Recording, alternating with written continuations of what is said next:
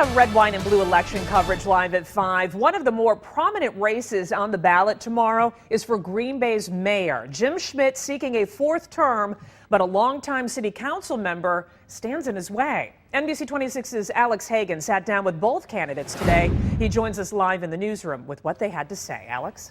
Well, Stacey, both Tom Duane and Mayor Schmidt have hit the campaign trails pretty hard the last few weeks. One says it's time for a change. The other, well, he says he just wants to keep the momentum going.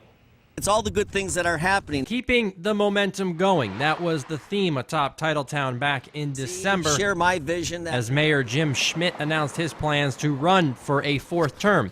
Tonight, on the night before the election, things haven't changed. There's a lot of momentum, and I think it's important that, with our administration and with the leadership we have, to build on that momentum. Momentum coming from numerous developments, such as the new Schreiber building, housing projects, and moving forward with Hotel Northland. People are looking for a change. But challenger Tom Duane says the mayor missed out on major developments like Walmart at the Larson Green site and a 14-story hotel with a marina at the old Clarion property. We turn down too many big projects. It always seems to be the mayor's way or the highway. He also adds the mayor is focusing too much on downtown, something Schmidt has refuted. There's a great opportunity to get more businesses with the access to the highway. I guarantee you, if I win on Tuesday, that'll open up the doors instantly. So will there be a change in Green Bay, or will the momentum continue?